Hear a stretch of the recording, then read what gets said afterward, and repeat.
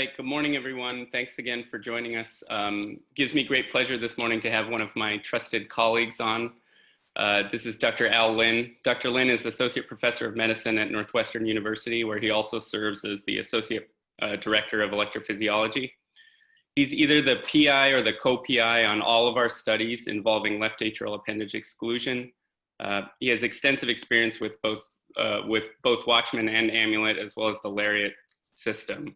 So he's going to talk about left atrial appendage closure for AFib. I'd like to thank him for being here, and we'll turn it over to him. Thanks so much, Al. Great, thanks Nishad, and thanks everybody for joining this morning. I again apologize for the dress. I haven't really worn a tie since March, and when I saw Nishad in a t-shirt, I didn't feel so bad. So I'd like to spend most of this morning talking a little bit about left atrial appendage closure, and these are my, let's see here if I can get this going, disclosures. I'm going to spend most of the talk talking a little bit about left atrial appendage closure and its role in stroke reduction, although I would like to also spend some time talking about left atrial appendage closure and its role in rhythm management of atrial fibrillation. But the first couple slides here are just to remind us of the sort of high bar that we're going to have to cross, or at least meet, with left atrial appendage closure in the reduction of stroke associated with atrial fibrillation. So this is just a quick slide of most of the warfarin trials. This is stuff that we don't oftentimes take a look at anymore. But again, what it shows is a really remarkable reduction in the risk of stroke associated with the use of a drug that's relatively problematic in the sense that the dosing difficulties and drug-to-drug and food-drug interactions. You can see that the relative risk reduction in stroke was remarkable. It's 62%, and there was actually a relative risk reduction of all-cause mortality of 26%. With warfarin. And that again is a very remarkable reduction in all-cause mortality. If you sort of remember, if you look at the SCUDF trial, for instance, with total mortality reduction, relative risk reduction with use of ICDs and heart failure, it was only about 23%. So we have a very high bar that we're going to have to meet with left atrial appendage closure to be at least equivalent to that of warfarin. And of course, that also raises the issue of how we're going to compare the left atrial appendage closure devices to that of the direct oral anticoagulants. Of course, everybody's seen slides of variations like this. This again shows despite the very large reduction in stroke risk and also large reduction in overall all-cause mortality associated with warfarin, we just don't use warfarin very much, right? So that the overall use in eligible patients hovers between about 50 and 60% across all age cohorts. And so that the overall use in these pooled age cohorts was right around 55%.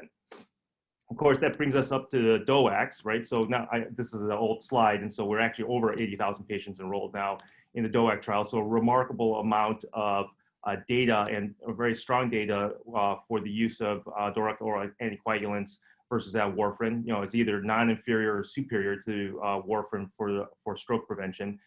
There are 4 commercially available medications now in the United States. There's no need for routine monitoring, and there's little drug-to-drug interaction. So really a much better medication than warfarin, both by compliance and ease of use. But again, we have issues, right, with the direct oral anticoagulants. So this is just a list of of 3 of the direct oral anticoagulants in large clinical trials, and the overall discontinuation rate of the study drug was right around 1 in 4, right? So 1 in 4 patients, despite the ease of these medications to use, again, about 1 in 4 individuals will stop the use of these particular medicines. Again, the overall discontinuation rate of warfarin in these control arms of these trials was between 18 and 28%.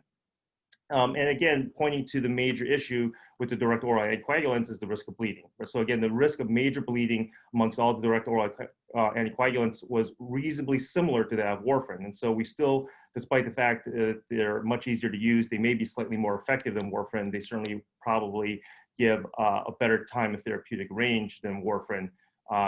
Given the dosing regimens, we continue to have the issue that we have, which is that of major bleeding. that also raises the issue that we end up having individuals that end up getting underdosed with direct oral anticoagulants. This is actually a registry of non-valvular atrial fibrillation patients in Israel, looking at 8,425 newly diagnosed patients, and they found that about 40% of these individuals were being given off-label reduced doses. And when they sort of looked at the outcomes of these individuals, you can sort of see that in terms of their major bleeding risk, we really didn't sort of prevent major bleeding by dose reducing them. In fact, what we may be just showing with this is that clinicians are actually relatively good at selecting out patients that are at high risk for bleeding. So there really wasn't a major reduction in bleeding with the use of a lower dose, but we certainly saw a much higher risk of death. And the composite efficacy of death, stroke, and myocardial infarction was significantly higher with individuals on low-dose direct oral anticoagulants. Now, again, this is just a registry of patients, and this may just very well reflect that the individuals that were given lower dose DOACs were just sicker patients in general, but certainly raises the issue that giving individuals dose-reduced direct oral anticoagulants may not be effectively treating these folks, or again, just that we're good at selecting out individuals that are going to be at higher risk. So that brings us up to the use of left atrial appendage closure for stroke prevention. So I've not listed the TE trials and the data regarding the left atrial appendage as a source of thrombus in either stroke or systemic embolism. But again, most of the TE autopsy studies have all demonstrated approximately 90% of the thrombi associated with stroke and systemic embolism and atrial fibrillation come from the left atrial appendage. And so that fact was leveraged in designing this Watchman device, which is a device that is made up of a self-expanding nitinol frame with anchors that you see here on the legs. There is a permeable fabric cap that's placed over the nitinol frame. There were 5 devices, and the idea was to deliver this device into the left atrial appendage and block the left atrial appendage and any thrombus exiting from that area. So if this is actually an older slide, and you can see it's an older slide because we used a J-wire to enter the left atrial appendage here. We now use a pigtail, which gives us a little bit better safety. But as you can see, the idea behind placing the Watchman device, and again, this talk is going to mostly focus on some of the clinical data associated with Watchman. Certainly can come back and give another lecture on sort of tips and tricks of implanting these type of devices. But in general, we now use a pigtail to enter the left atrial appendage. We then deep seat this particular guide in the left atrial appendage and then uncover the Watchman device, which you can see here, and then blocking up the left atrial appendage. So again, a transseptal approach, entering the left atrial appendage with a atraumatic pigtail, deep seating that guide within the left atrial appendage, guided by the markers that we see here for different sizes. Release the device by withdrawing the catheter and unsheathing the device, and then hopefully with a reasonable result here, demonstrating occlusion of the appendage. So I'm going to spend a little bit of time talking about the PROTECT and PREVAIL trial. There are issues with these 2 trials that have caused some consternation amongst individuals in terms of whether or not we really have equipoise between Watchman and warfarin. I sort of fall on the side that we definitely have demonstrated equipoise. I feel fairly confident that we have equipoise between the device, the Watchman device and warfarin. Although I'm just going to go through some of the issues and you can sort of make decisions for yourself. So this was the original trial looking at efficacy and safety of this device. It was a study centered at about 60 sites across the United States and Europe. It involved 707 patients randomized in a 2-to-1 fashion to left atrial appendage closure versus warfarin. As you can see, all the individuals that were enrolled in the trial were warfarin eligible. So they were maintained on warfarin for 45 days. The TE was done at 45 days, 6 months, and 12 months. Dual antiplatelet therapy was then continued until the 6-month follow-up after the 45-day TEE, which really reflects sort of the anticoagulation regimen that we and antiplatelet regimen that we currently use, or at least is the based upon the labeling from the manufacturer. So the primary efficacy endpoint was a non-inferiority to that of warfarin. It also looked at a combined endpoint of stroke of stroke occurrence, CV, unexplained death, or systemic embolization, and there was a primary safety endpoint looked at in terms of excessive bleeding or procedure-related complications. So these are the plot mirrors of Bayesian analysis looking at patient years. And so the primary efficacy endpoint, you can clearly see that although the curves start separating right around 1 year's time, such that the posterior probability based upon this Bayesian analysis was about 96% for, I should say greater than 99% for non-inferiority and 96% for superiority. The issue with the PROTECT trial was that the primary safety endpoint, you can clearly see here that there was a sort of unacceptably high overall complication rate during the initial implant. And it continued on and stayed higher than the warfarin arm, such that the initial complications was concerning. The issue about this finding of the primary efficacy endpoint being superior to that of warfarin between Watchman and the warfarin arm was primarily driven by this fact, which was that the hemorrhagic stroke risk in the Watchman group was about 0.2% per year versus 1.1% per year for warfarin. And that's been called into question quite a bit because this 1.1% incidence of hemorrhagic stroke for warfarin is substantially higher than what we've seen in the anticoagulation trials in the past with warfarin, particularly in the modern DOAC trials. When you look at the warfarin arms of those particular trials, we see that the overall incidence of hemorrhagic stroke in those trials is between 0.3 and 0.5%. So you see a nearly doubling of the overall hemorrhagic stroke risk seen in the warfarin arm of the PROTECT trial. And this has been suggested as one of the reasons why we have to be a little bit careful about the superiority difference that we saw between Watchman and warfarin, driven mainly by this finding in an arm that had relatively small number of patients that were on warfarin. Remember, it was a 2-to-1 randomization. So what the PROTECT trial really showed was that it achieved its non-inferiority goal. It looked at, it was superior for that of hemorrhagic stroke, although again, there was a very high rate of hemorrhagic stroke in the warfarin arm, nearly double that we see in larger trials with much larger groups of, larger number of patients in those trials. The primary safety endpoint was significantly worse, especially in the first 7 days. And the other main issue here was that the overall successful implant rate was right around 91%. So almost 10% of individuals did not undergo a successful implant. And that at the end of the trial, about 92% of individuals had discontinued their warfarin, suggesting that there was a sort of an 8% failure to try to get these individuals off of warfarin. One issue that did show itself as time went on, there were less events as operators gained experience, which you sort of expect with a novel technology like Watchman and a sort of a newer technique of implanting these type of devices. So that went to the FDA, and the FDA was a little bit concerned about the overall safety profile of the device. And there was also some questions about adjudication of some of the hemorrhagic strokes and the counting of subdural hematomas as a hemorrhagic stroke in the warfarin arm, but not in the Watchman arm. And so therefore, given all the questions that were raised regarding the PROTECT trial, they requested a second trial be done, which ended up being the prevail trial. So the prevail trial took a slightly sicker group of patients that overall enrolled about 400 patients. And one of the issues about the prevail trial was that even though the entry criteria was slightly different in the sense that it was a CHADS-VAS score of 1, oh, sorry, not a CHADS-VAS score of 1, a CHADS score of 1 plus an additional risk factor. So this was a slightly sicker group of patients that were enrolled in prevail.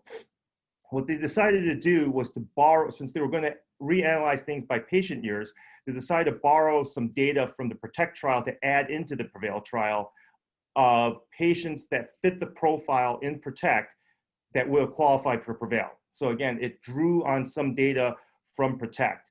It again used basically the same overall endpoints, although it added a secondary endpoint, which was a late efficacy endpoint, looking at a composite of ischemic stroke and systemic embolism greater than 7 days after randomization. So in an effort to try to look at proof and concept that this, that the idea that plugging the left atrial appendage would actually reduce stroke and systemic embolism regardless of the original, or I should say, procedurally related complications. And again, the most important part of this in many ways was the third co-primary endpoint, which is an early safety endpoint, looking at all-cause death, ischemic stroke, systemic embolism, device and procedure-related events requiring open cardiovascular surgery or major endovascular interventions. And this was, again, looking at early safety by looking at these events occurring before less than 7 days from the procedure or index hospitalization.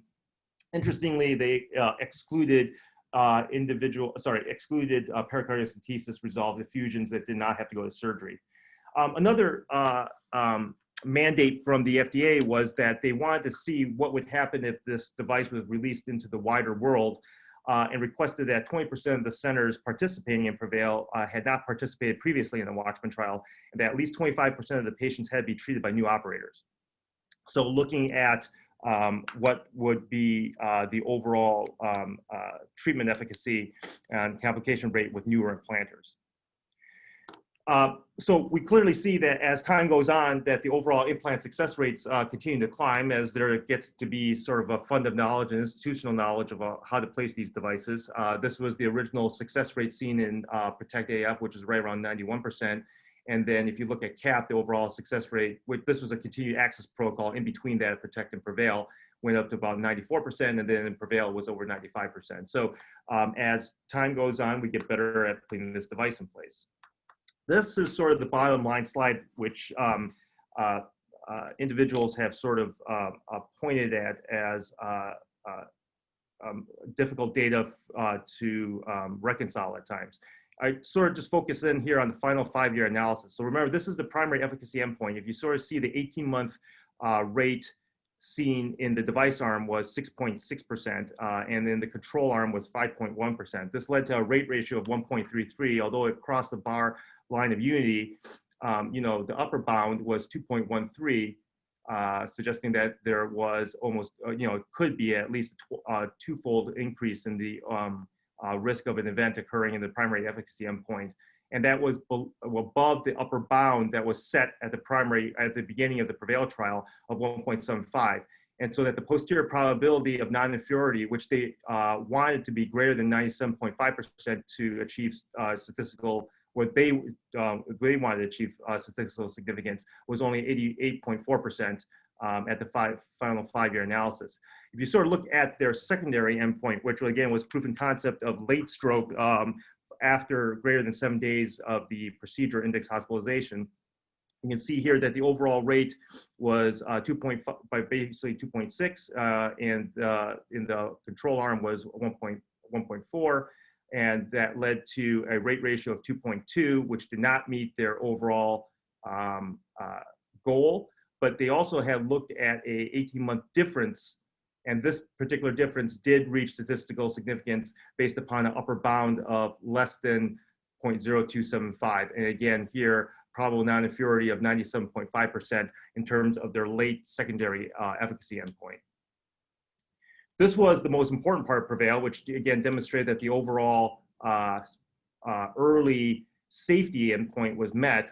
Their 95% upper bound in the credibility interval they wanted to be less than was 2.65%, and they came in at 2.2%. And you can sort of see here that the overall incidence of major complications early on was relatively small.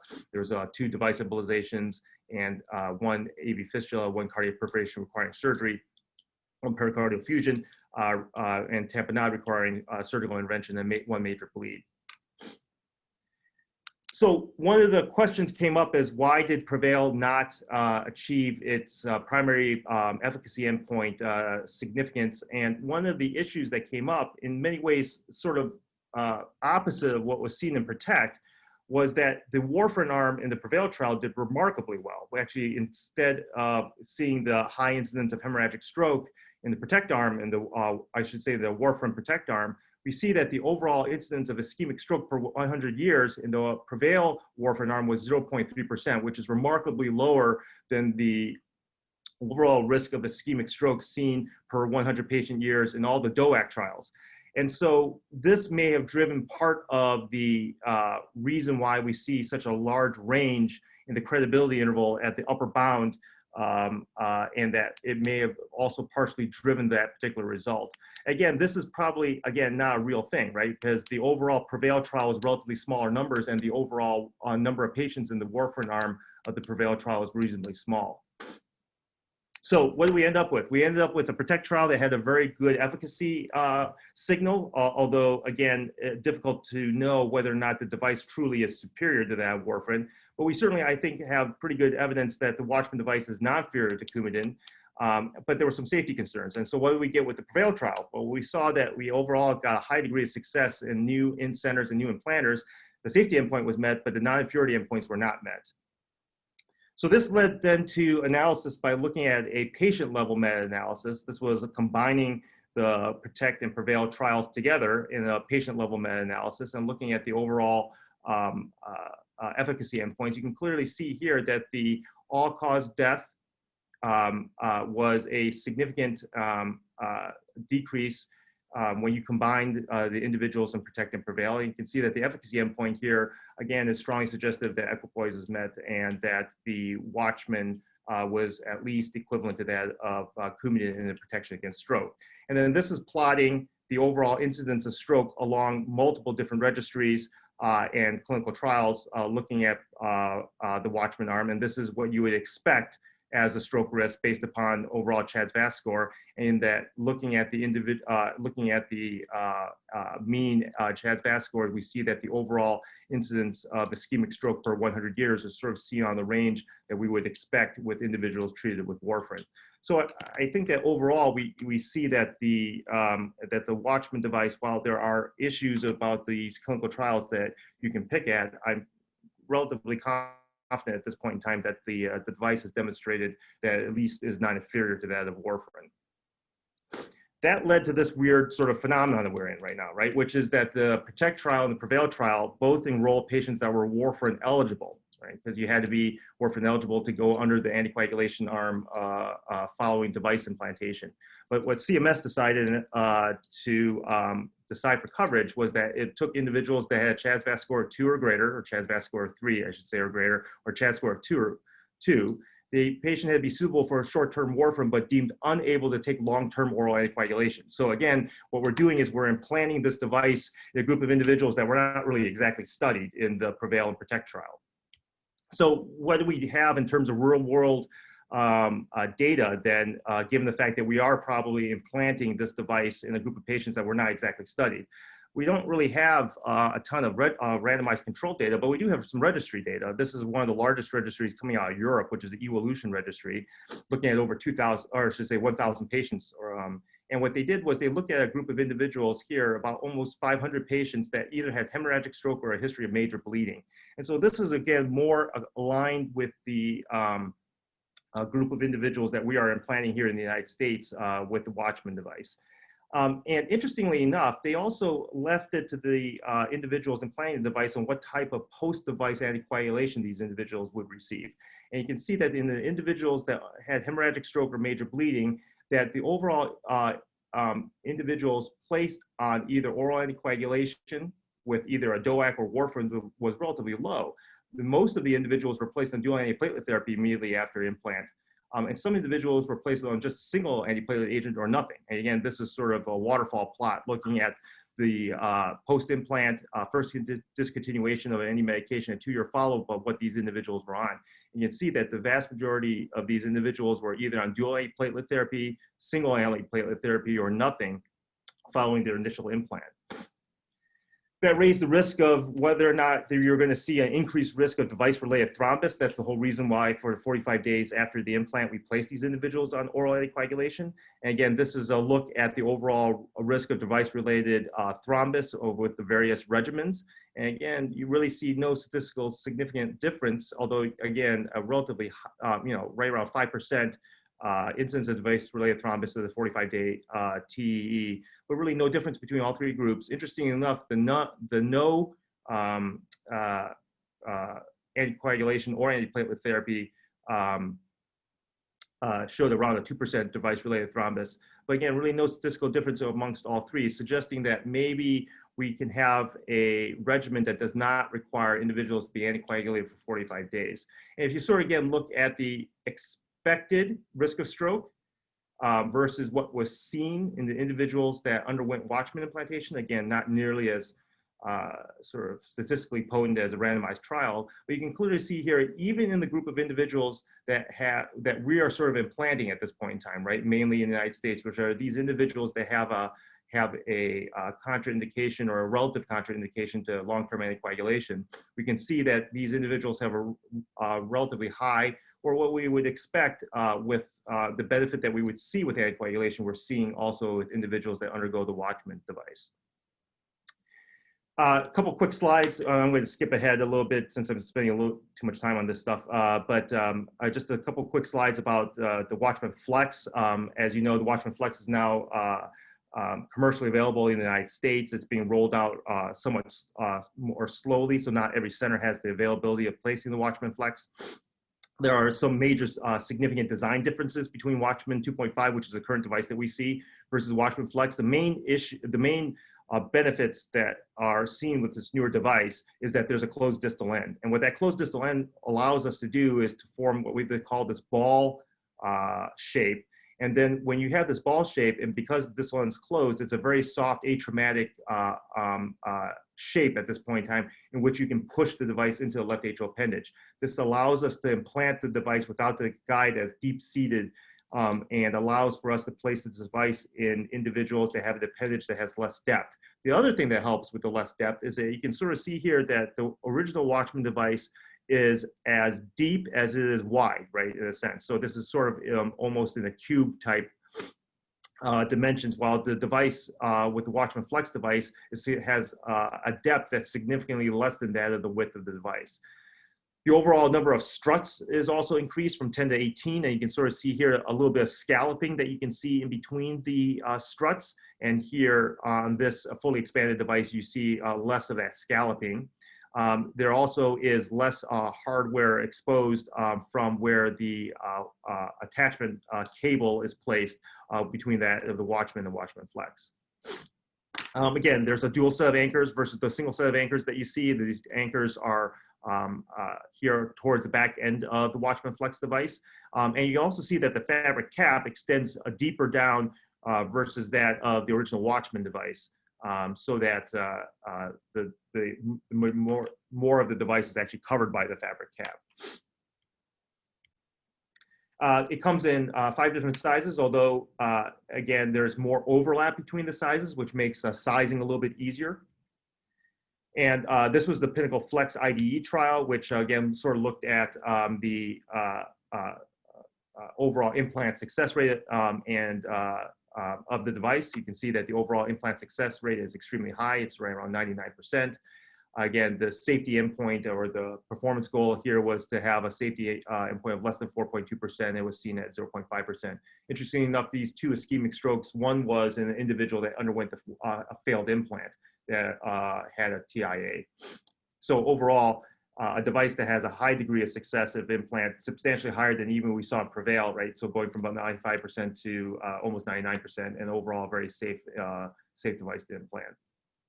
Again, here is the primary efficacy endpoint, which is defined as effective closure at 12 months with a jet less than 5 millimeters. And again, they reached, while they expected to reach a 97% goal, they reached 100% of these individuals had closure of the left atrial appendage with a jet less than 5 millimeters.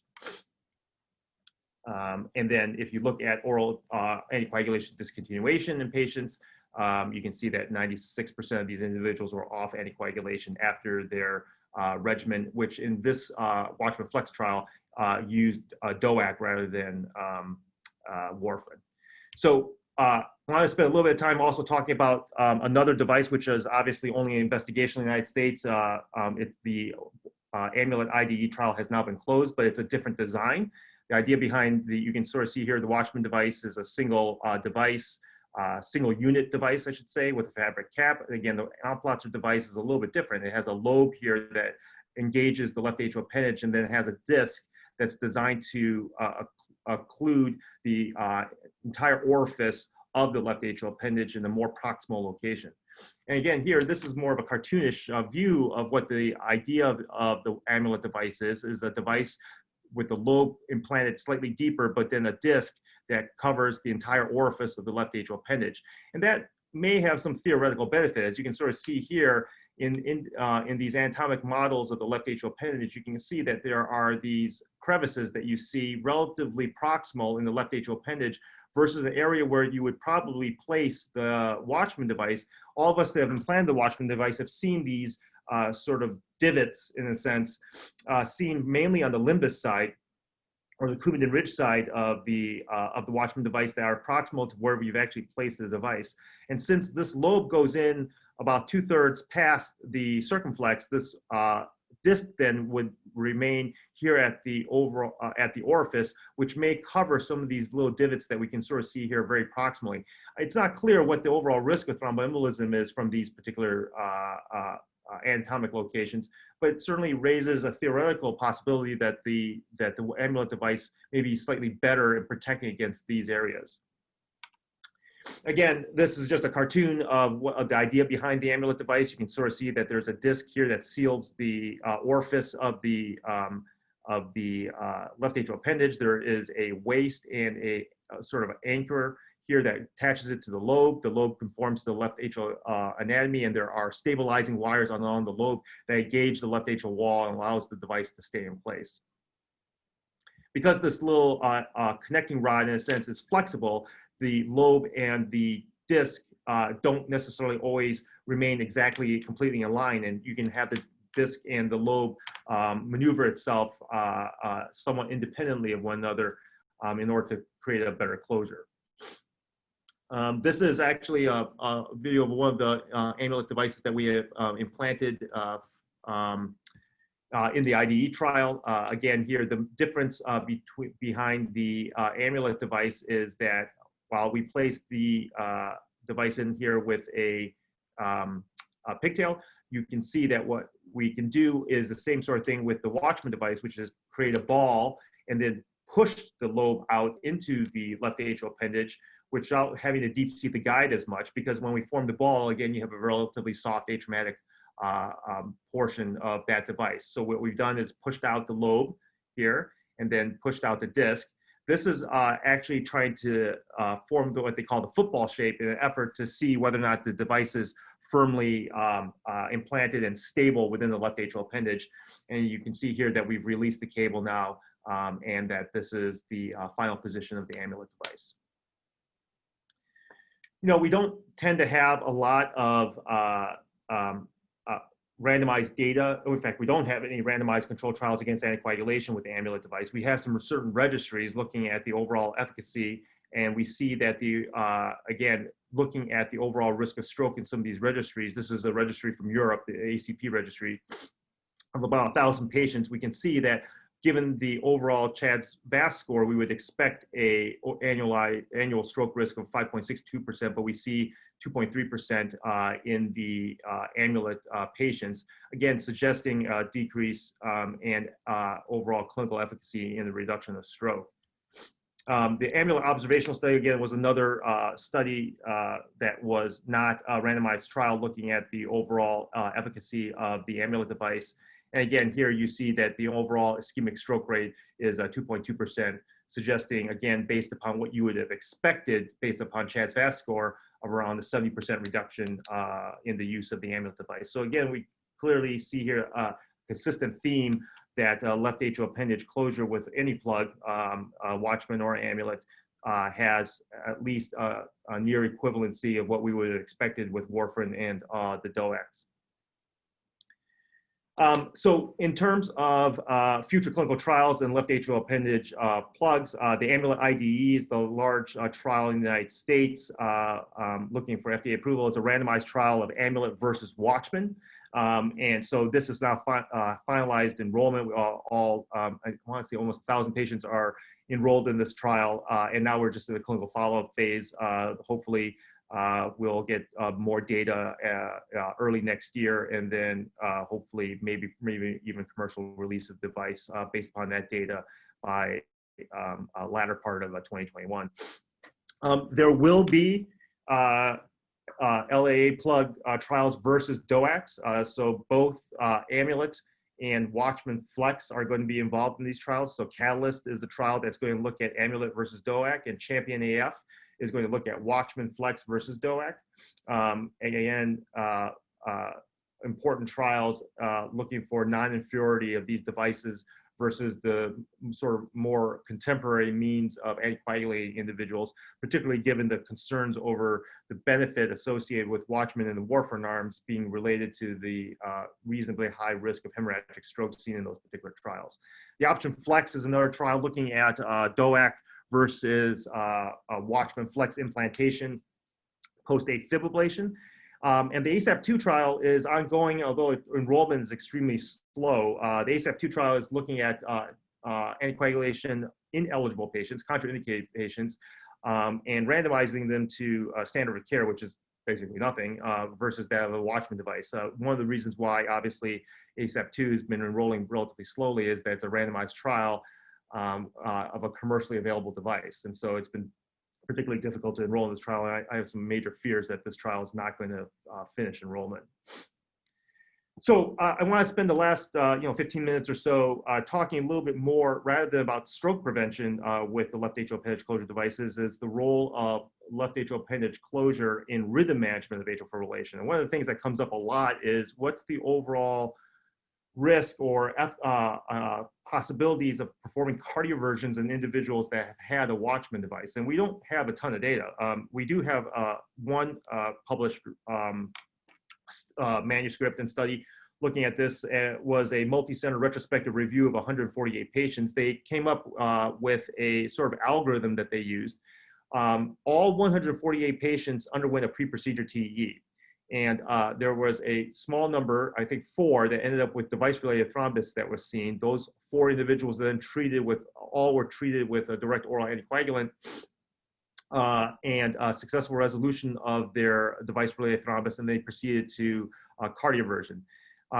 If there were so that the pre-procedure TE was an important part of the workup for these individuals undergoing cardioversions after Watchman. They then proceeded to go to cardioversion, and they found that there was no device-related, or should I say, no cardioversion-related thromboembolic events in either individuals that were started on anticoagulation after their cardioversion versus those individuals that were left off of anticoagulation after their cardioversion. The main difference between the group of individuals that were started on oral anticoagulation was that they were relatively fresh from their implant. So the overall mean of time from implant in the individuals that were started on oral anticoagulation was 3.6 months versus the 8.6 months of individuals that were left off of anticoagulation following their cardioversion, following their pre-procedure TE, which kind of makes a little bit of sense, right? So in the anticoagulation, antiplatelet regimen that we use following Watchman implantation extends out to 6 months, right? So 45 days of oral anticoagulation followed by 4.5 months of direct sort of dual antiplatelet therapy. And that's sort of the time frame that we think the endothelialization of the device occurs. And so if individuals undergoing undergoing cardioversion, there is a reasonable expectation that they are not fully endothelialized, that that's probably what drove these individuals to start anticoagulation after cardioversion. So again, nothing really ironclad. This is just observational data, but there at least is some data to suggest that it's reasonably safe to undergo cardioversion. There were certainly no devices that dislodged from the left atrial appendage following cardioversion, and that there were no device-related, no cardioversion-related events occurring immediately around the cardioversion or the 4 weeks after. One of the other ways of closing the left atrial appendage, rather than using a plug, is to use the lariat system. And I'll go into the lariat system in a little bit, but one of the interesting aspects of the left atrial appendage is its role in maintaining or triggering atrial fibrillation outside that of obviously the pulmonary veins. And this has sort of been data that has accumulated as we've looked at trials looking at left atrial appendage electrical isolation by catheter ablation. So this is a plot of the BELIEF trial, which was 173 patients with long-standing persistent atrial fibrillation. There was a group that underwent left atrial appendage electrical isolation and left atrial ablation with PVI and other triggers versus left atrial ablation alone. and demonstrating that there was a significant difference in freedom from atrial fibrillation and atrial tachycardia in the groups that underwent left atrial appendage electrical isolation. That didn't just also extend to individuals that underwent RF ablation. There was a smaller observational trial looking at the use of cryoballoon ablation or I should say cryoballoon PVI and left atrial appendage electrical isolation using the cryoballoon. And again, demonstrating a significant freedom from atrial fibrillation associated with left atrial appendage electrical isolation versus that just PVI alone. However, there's difficulties, right? So everybody that's tried ablating the left atrial appendage and doing that electrically with either an RF catheter or a cryoballoon has run into these particular issues, right? One is that it's difficult. So 13% of the patients could not achieve left atrial appendage electrical isolation. Under the individuals that underwent repeat ablation, 37% of these individuals had reconnection. And interestingly enough, of the individuals that underwent left atrial appendage electrical isolation in sinus rhythm, when they had a TE at follow-up, almost half of these individuals had normal left atrial appendage function, which suggests at least that they have had at least some degree of electrical recovery if they have mechanical systole within their left atrial appendage. The complication rate is also a little bit of a concern. In the BELIEF trial, however, there did not appear to be significant increases in overall complications, but the one issue that has come up is that if you ablate and isolate the left atrial appendage, is it possible that you're going to overall increase the risk of thromboembolism from that left atrial appendage? And while the BELIEF trial certainly suggested that there was no stroke or no TIA seen in about 60% of individuals that had impaired left atrial appendage function, there are definitely other trials that have demonstrated a higher risk of stroke and TIA, regardless of left atrial flow velocities in individuals that underwent left atrial appendage electrical isolation.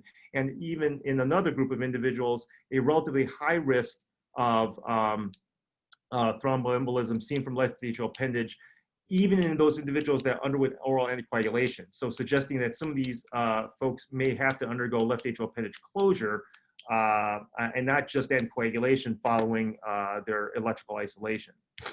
This brings up sort of the possibility of using the lariat system as a means of trying to electrically isolate the left atrial appendage and also exclude the left atrial appendage perhaps for the benefit of stroke prevention.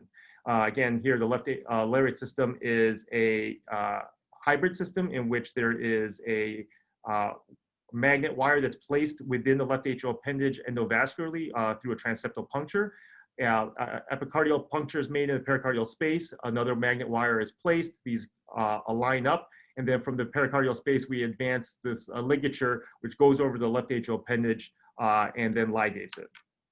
The main reason why this technique works is the advent of the use of sort of a much more anterior stick in the pericardial space. You can sort of see here, this is a lateral view of the pericardial stick that we have, and you can see that we've placed the wire in a much more anterior location. This is a little bit different than we do for VT ablation, epicardial VT ablation, where it's not necessarily as important. But since the left atrial appendage is an anterior structure, we have to get in more anteriorly in order to be able to connect those wires and achieve the magnet wires attaching, and then the ability for us to engage the left atrial appendage and place that ligature over it. This is just a couple views of the system once we placed it. Again, here the magnet wires are attached. Here within the left atrial appendage, I've advanced the lariat system over this rail and then are tying, or should I say, ligating the left atrial appendage here, leading to the closure of the left atrial appendage. Again, no randomized controlled data on the risk of stroke prevention. This is from a single series single-center series, or should I say multi-center series, looking at the incidence of stroke at the end of a year, demonstrating that, again, you would expect a 6% risk of stroke given the CHA2DS2-VASc score, and that the observed event rate of stroke was 1%, suggesting an overall reduction of 80%, but again, just really observational data. But more importantly, for the purposes of this aspect of it, we see that once we ligate the left atrial appendage, we see an immediate drop in both unipolar and bipolar voltages,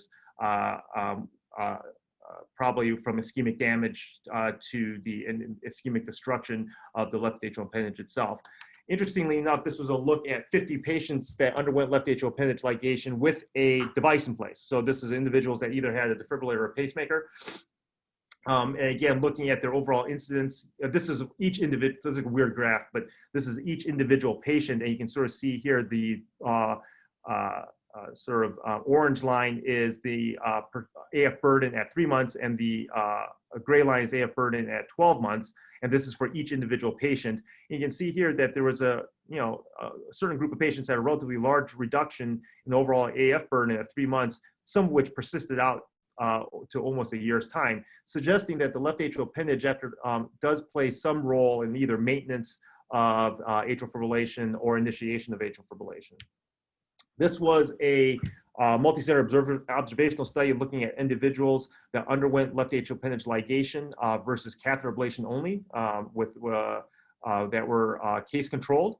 Again, demonstrating that there appeared to be a substantial improvement in overall overall AF burden associated with combining left atrial appendage ligation to that of pulmonary vein isolation.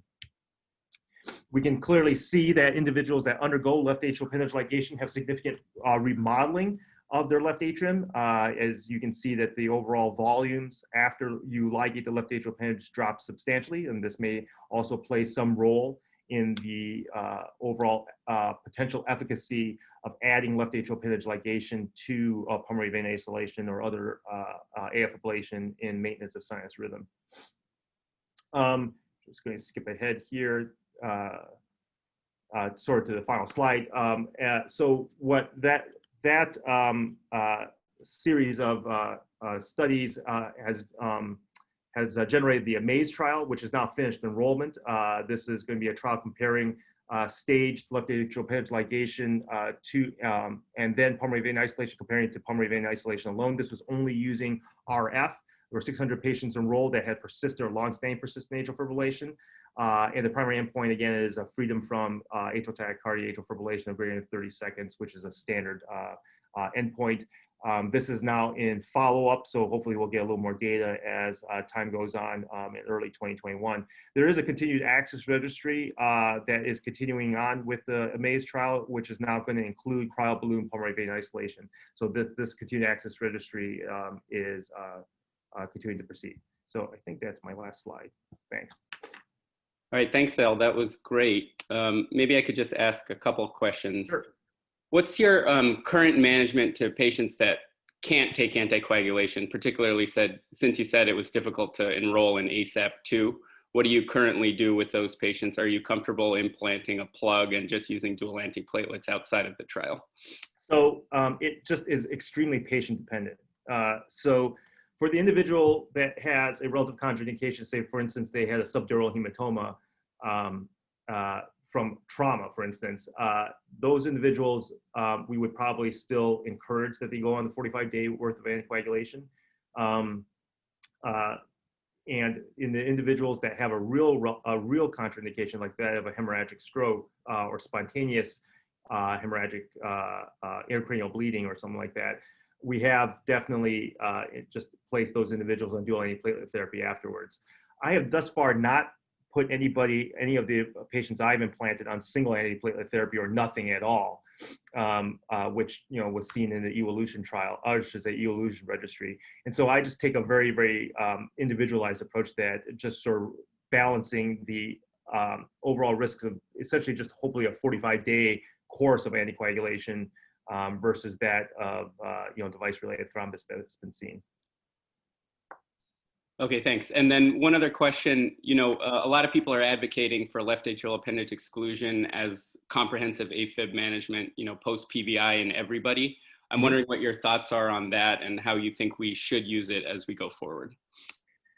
Well, I'm not, so the question is, I think that it's a little too soon to know what approach to take. I certainly think that implanting a left atrial plug in everybody post-AF ablation probably is not worthwhile, as there is little evidence that left atrial plugs will improve the overall efficacy of the AF ablation. And in the large amount of patients that we are doing AF ablation, and particularly those with paroxysmal atrial fibrillation, many of them don't really even have that high of a risk of stroke to begin with, as their transvasc scores are reasonably low. it is sort of attractive for them perhaps to implant a device at the same time, since you already have left atrial access for your AFib ablation. I'm not totally convinced at this point in time that we should be doing that routinely in everybody. Certainly, I don't think we should be doing it routinely in individuals that have a lower CHA2DS2-VASc score.